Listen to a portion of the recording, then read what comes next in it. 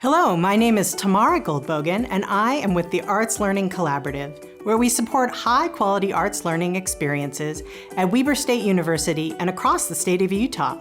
In this video, Erin Roundy is going to walk you through some easy steps for completing a visual arts project. You can check out our website at weber.edu/artslearning, where you can find more videos like these and other resources to help you bring the arts into your classroom. Please feel free to share this with your friends and colleagues. Welcome. Before we begin today, our lesson is titled Tape Art. The objective of this lesson is to explore transparency, translucency, and opacity in an art project, with the final product being something like this, a sun catcher to hang in your window. You will need the following to complete this project: a roll of blue painter's tape, a pair of scissors, and a sheet of acetate. Today we'll be using Grafix Dura-Lar. Be sure to check out the description below for a full list of materials. Before we get started, let's go over vocabulary definition you need to know. Transparent, translucent, and opaque. All three terms describe how visible light passes through material. Transparency. A transparent material allows visible light to pass through it. Some of the light may be absorbed, but it is possible to see objects through the material. Familiar examples of transparent materials are air, water, some plastics, and clear glass. The sheet of acetate is a transparent material. As you can see my hand through it. Translucency. Translucent material allows some light through them, but it is scattered, so it's impossible to see a clear image through the material.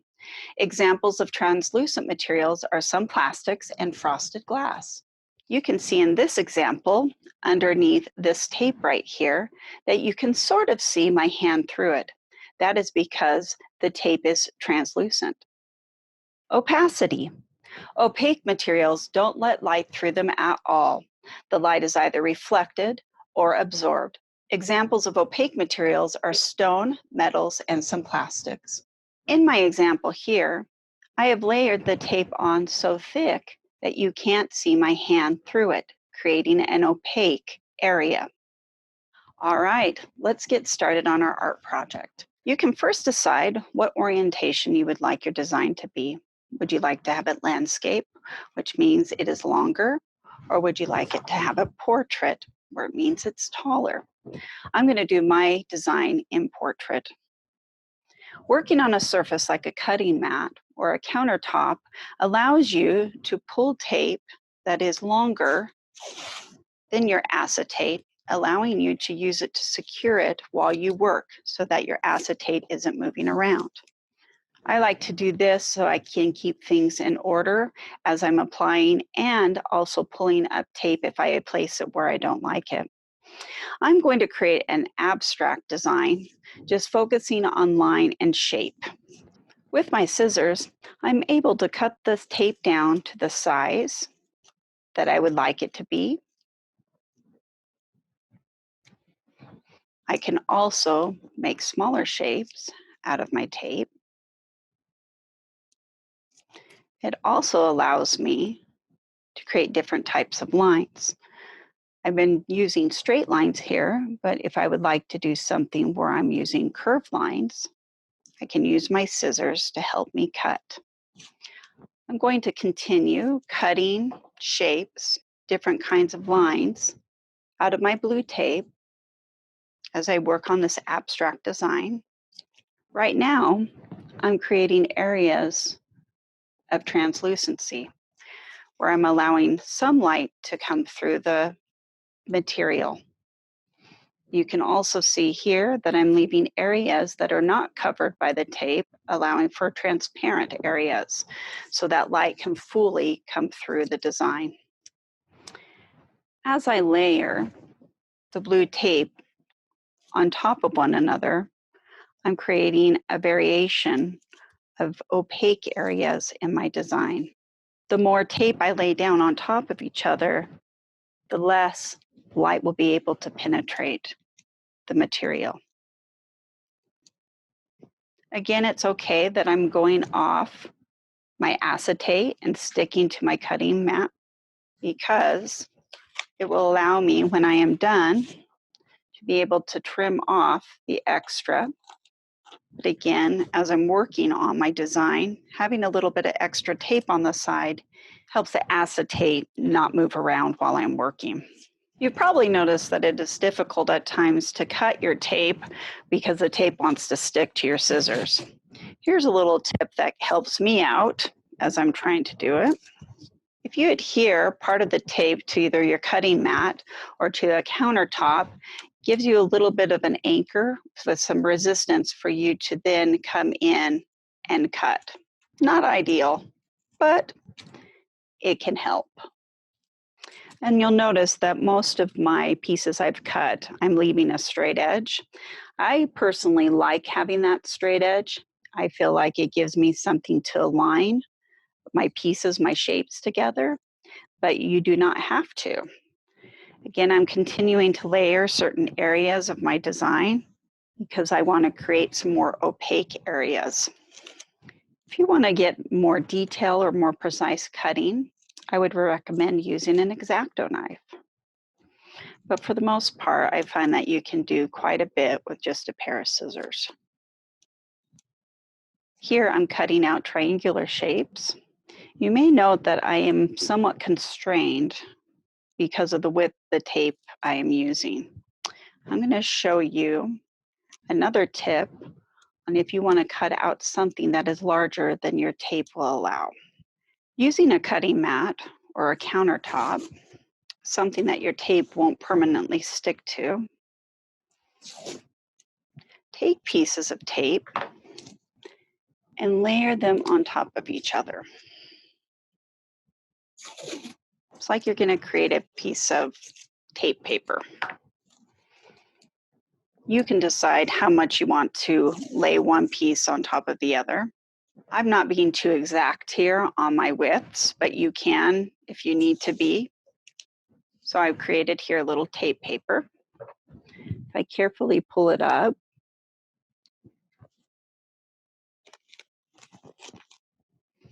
I can then come in and cut out a lot larger shape than what my tape would have allowed. If you're not comfortable freehanding shapes or your designs, you can also take a pencil and trace on top of the tape so you have a guide. So you can see there I've cut a star shape out with my tape paper.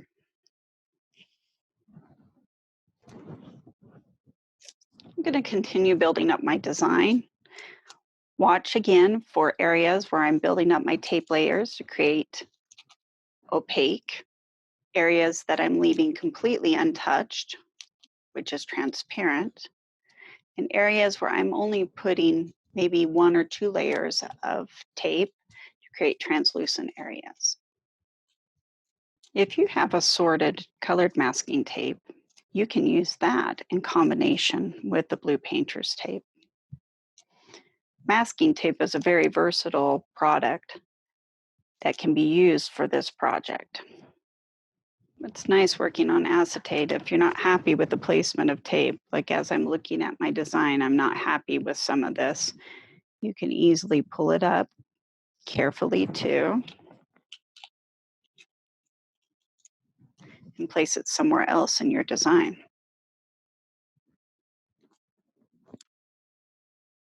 Or if you absolutely don't like what you're doing, you can just peel it off and discard. You'll notice that the majority of my shapes in my design are geometric, such as triangles, star, squares, and rectangles. But you can also get circular shapes and organic shapes. There's a couple ways to achieve this. Number one, you can create the tape paper like I did when I demonstrated how to get the star by laying pieces of tape on top of each other, then peeling it up and then cutting out either circular or organic shapes. Another way you can do that is by overlapping the tape as you move it about. Here I've just cut a thinner piece of the blue tape, and I'm going to do a circle in this area. First, I'll lay it down, kind of anchoring it to the acetate. And as I move it in a circular motion, I'm overlapping just a little crease as I go, manipulating the tape to go the direction that I want it to in a circular motion. What is really nice about this particular technique is as you're going about, you're creating these little overlapping pieces, which we know that the more that we layer our tape, the less light is able to come through, creating a more opaque area.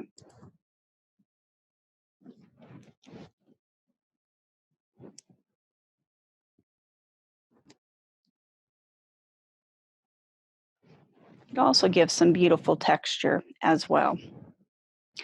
Well, at this point, I'm not 100% done and I can continue working on it, but for demonstration purposes, I think we're at our end. You'll notice that the tape that has extended beyond my acetate needs to be trimmed off. The easiest way to do this is actually to flip it over. So you're looking at the back side of your design. It helps you see the edge in comparison to the tape. Just taking a pair of scissors, just go ahead and trim off the excess as you go around. You also don't have to work with a rectangular sheet of acetate. You can actually pre-cut the acetate into any shape you'd like and work with that. You can also do a whole design on top of the acetate and then afterwards go in and cut out. When you are done, make sure you press down, make sure your tape is secure, that it's not coming off. You'll notice, again, let's go over our terms. This area down here is going to be more opaque as I have layered a lot of tape on top of each other, whereas I have areas around my shapes and in between that I've left uncovered, so those are transparent. And then I definitely have areas where I've only used one or two pieces of tape to create a more translucent. Another neat thing to see too is to see what your design looks like when you flip it to the other side. And that can be a decision all on your own if you want to showcase it this way or this against the window. So here's my final tape art sun catcher. Now I just need to go find a window and hang it up. I hope you have a fun time creating your tape art too.